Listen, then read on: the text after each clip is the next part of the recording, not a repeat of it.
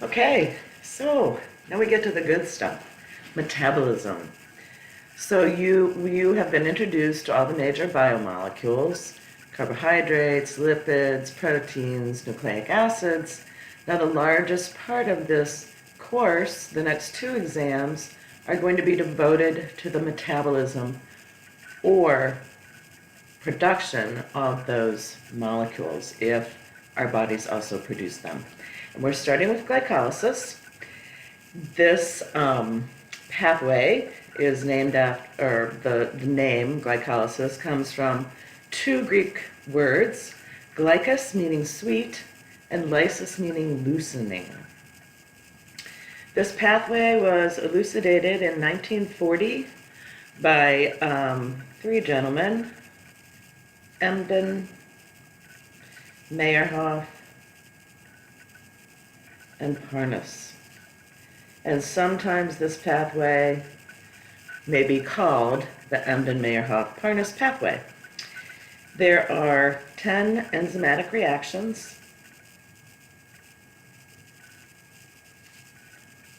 My shorthand for reactions. And during this process, one molecule of glucose is converted to 2 molecules of pyruvate.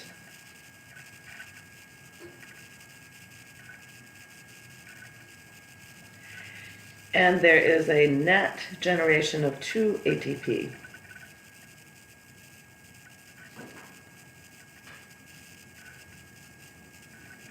Okay? So the first part of glycolysis we're going to cover is phase 1. And phase 1 requires an investment of energy.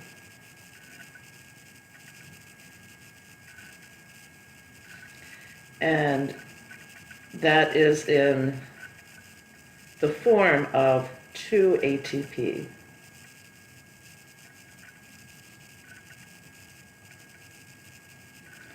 So 2 high-energy ATP molecules, okay? So we're going to go through each of these reactions. You are responsible for the structures, the enzymes that are involved, and any cofactors that are required as well. And the first step in this process, then, is going to be the phosphorylation of glucose on carbon 6.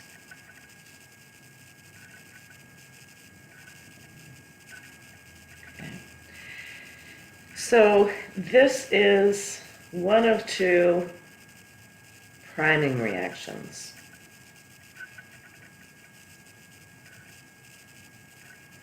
Okay. And what this does is put a negative charge on that glucose molecule. If you remember when we discussed the plasma membrane, the inner membrane is negatively charged. So once we get that charge on glucose, it makes it far more difficult for it to leave the cell.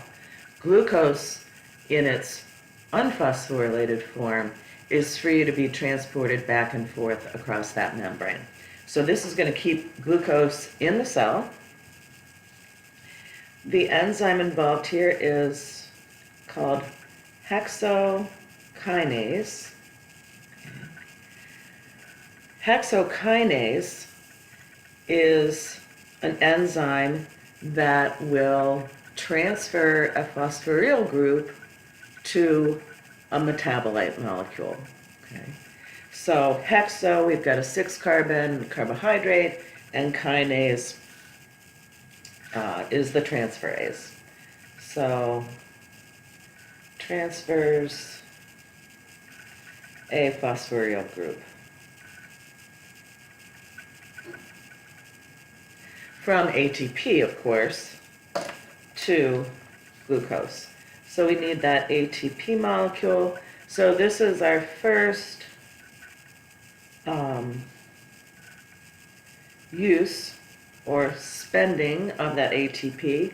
We release ADP, adenosine diphosphate, and a hydrogen ion. Okay. So, as we draw that structures, or we draw these structures, sorry, I thought I turned my volume down. We're starting with glucose.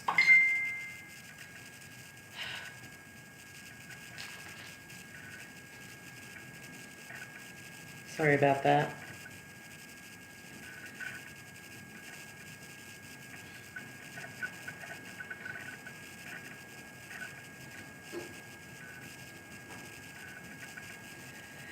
And I didn't show this above, but there is a very short arrow.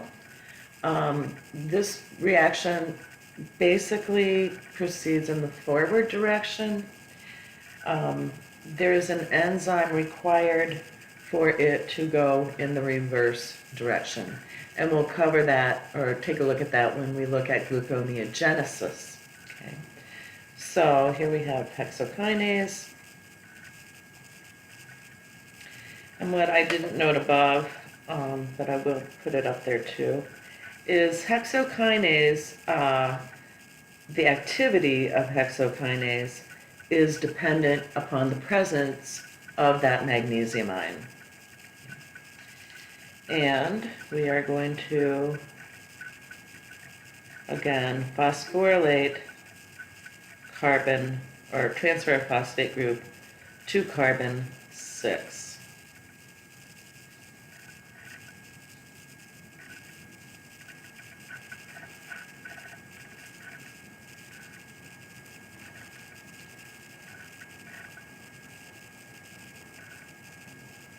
And now it's carrying a negative charge. There is some shorthand, and I forgot to put it up here. We can notate this as G6P, glucose 6-phosphate. Okay. Oops. In the second reaction, and I don't have enough room on this paper to do that one, so I'm going to flip over here. So in reaction 2,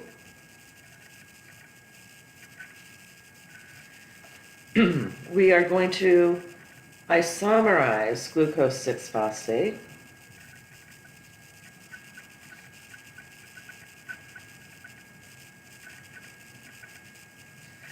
in a reversible reaction to fructose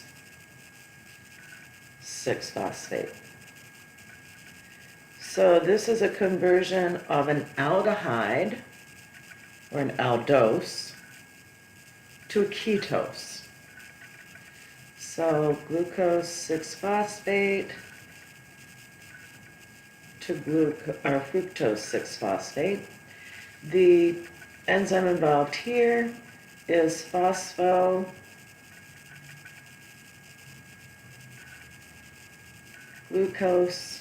isomerase, or PGI.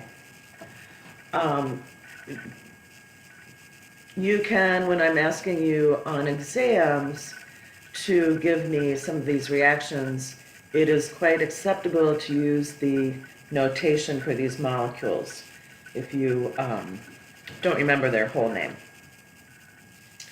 So I guess, again, this is an isomerization.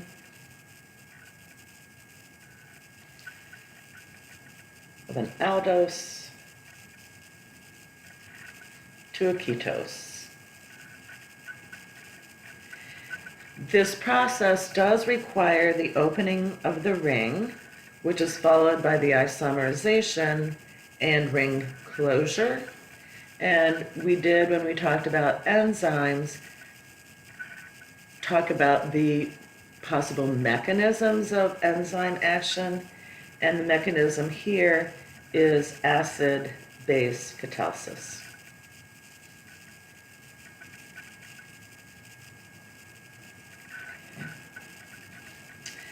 And I'm going to kind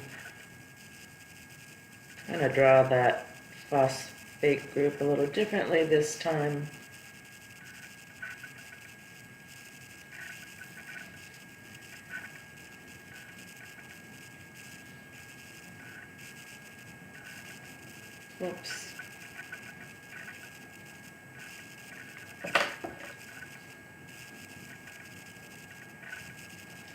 just in a little different orientation. Again, we have a reversible reaction, and we have phosphoglucose isomerase.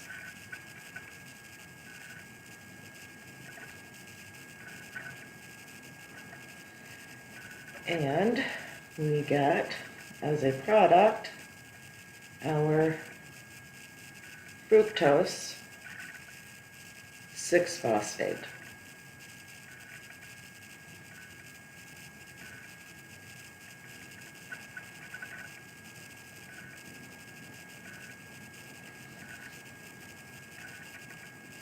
Here we go. And then we have this change. Okay. Reaction 3 is the second priming reaction.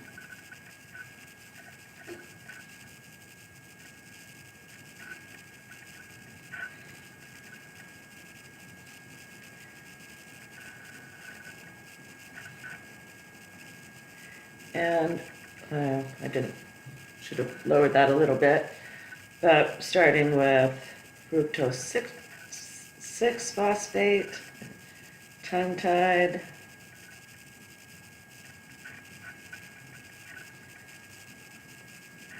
also reversible. Product here is fructose 1,6-bis phosphate.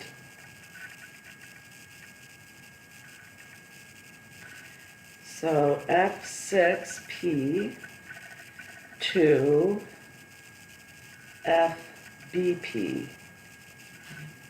And the enzyme here is phosphofructokinase.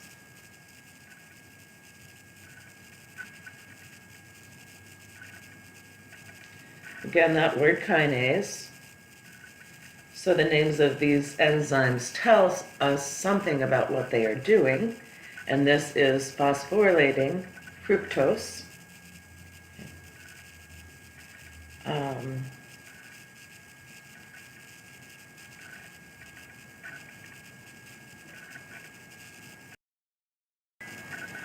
Okay.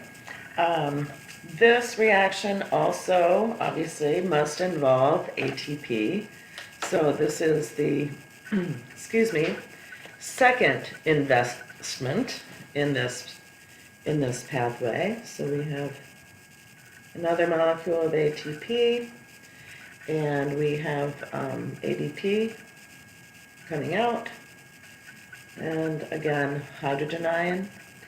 Phosphofructokinase is also dependent on magnesium ions. And this priming reaction then commits the cell to metabolizing glucose.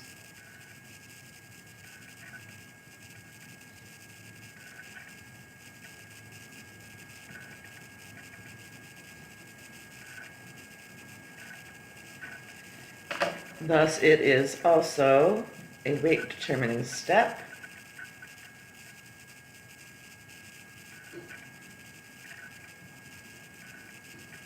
Whoops. And not probably, is the most important regulatory step in glycolysis.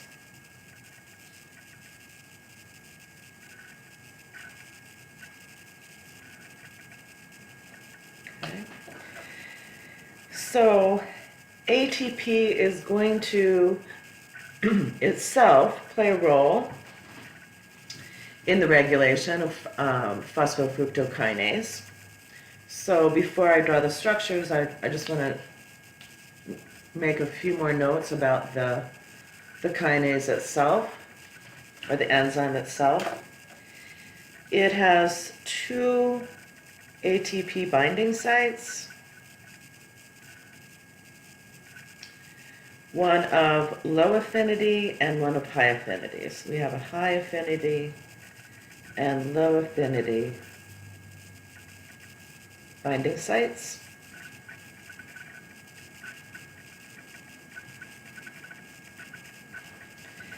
So when concentrations of ATP, so we have high concentrations of ATP and another metabolite that is from the citric acid cycle, if we also have high citrate concentrations, glycolysis is inhibited.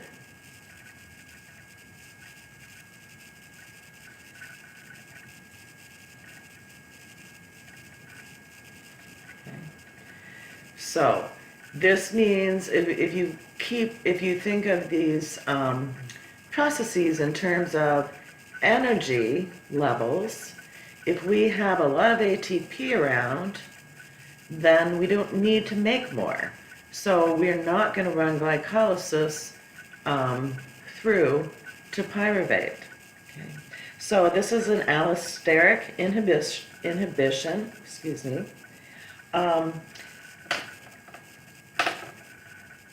Glycolysis is also enhanced when we have high concentrations of ADP. So this enhances glycolysis.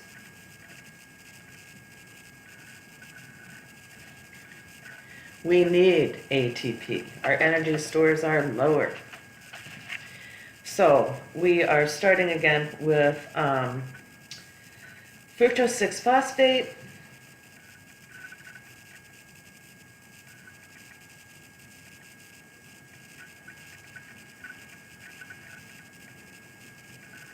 Whoops, OH. I was thinking 5 for some reason. And sorry, talking to myself.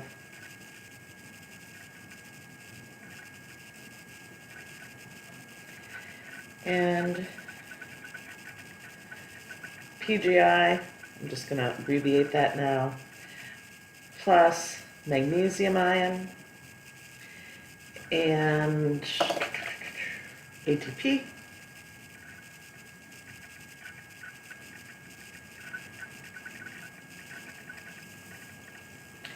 And the resulting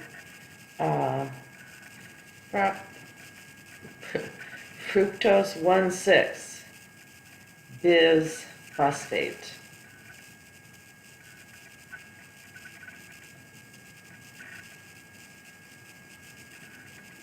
So now we have phosphate on carbon 1 as well.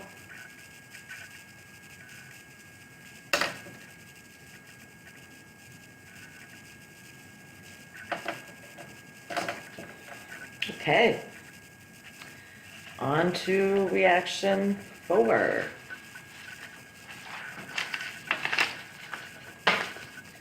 Sorry.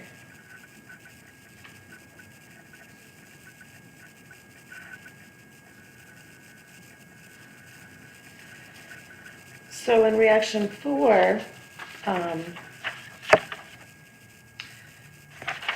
and actually I think I meant to tell you something else, and I did forget. So let's take a step back here for a moment. Reaction 2,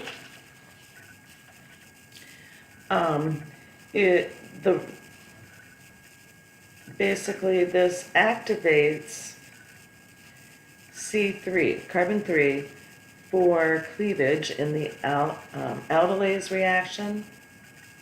And that's what we're going to look at in reaction 4.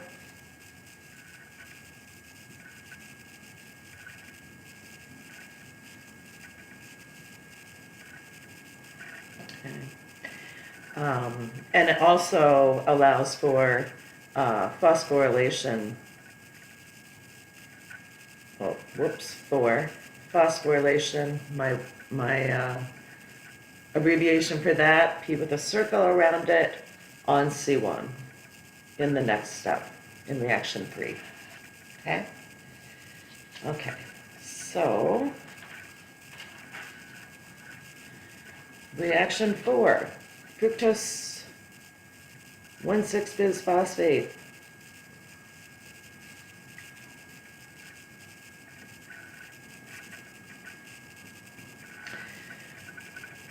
So 2 products as a result of this cleavage.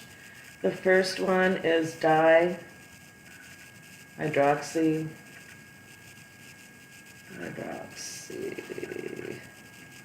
acetone phosphate. And again, I'm just going to represent that with a P. And the second is glyceraldehyde 3-phosphate.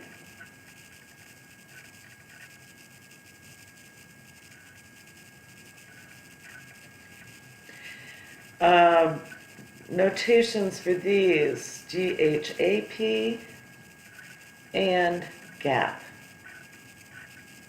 Okay. Dihydroxyacetone phosphate and GAP, glyceraldehyde 3-phosphate. Again, that enzyme is, or not again, but the enzyme is aldolase. And this is an aldol cleavage at a carbon-carbon single bond between carbons 3 and 4.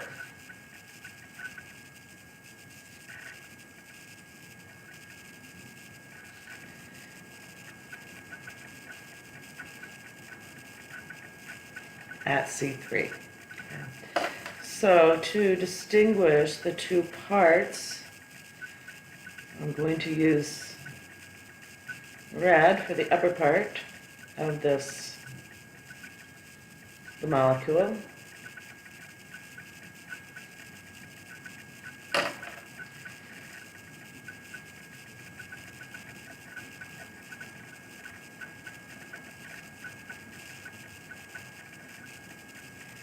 And obviously this requires the opening of that ring as well. And fructose 1,6-bisphosphate, this is carbon 1, 2, 3, 4, 5, and 6.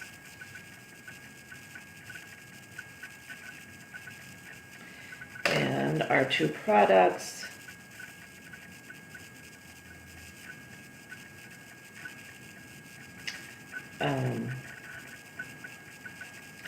dihydroxy acetone phosphate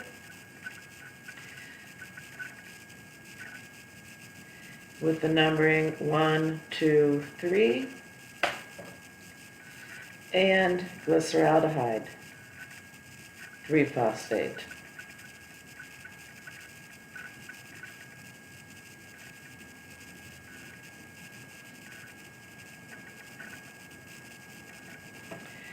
Now, glyceraldehyde 3-phosphate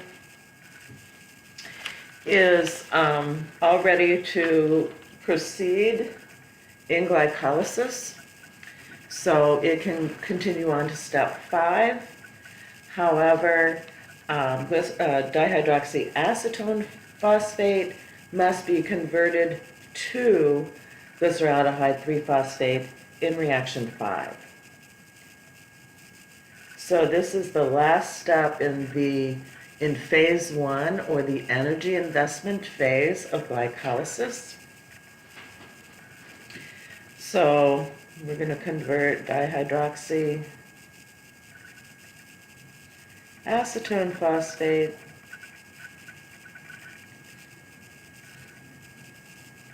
and also this is reversible to glyceraldehyde 3-phosphate.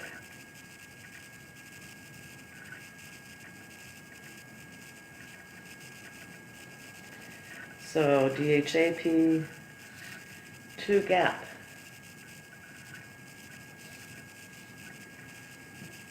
And this requires the enzyme triose O phosphate isomerase.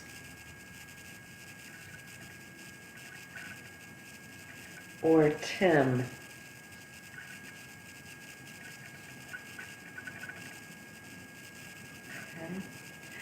Okay.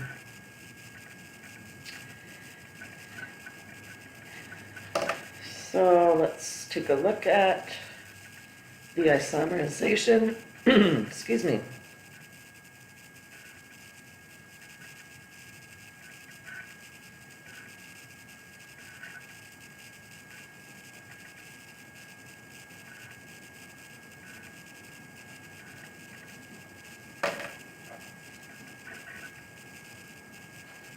So whoops, sorry about that. Dihydroxyacetone phosphate.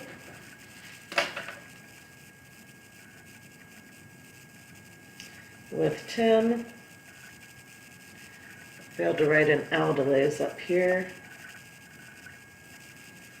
So this is the way I'd like you to represent your reactions on an exam when I'm asking you to show one of these.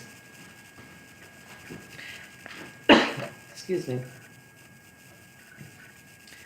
And the glyceraldehyde 3-phosphate.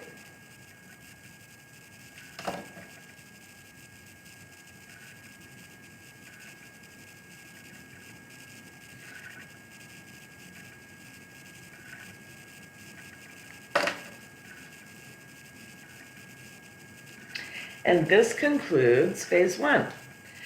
And at this point, we have used up 2 ATP, so now it's time to earn those back and make 2 more.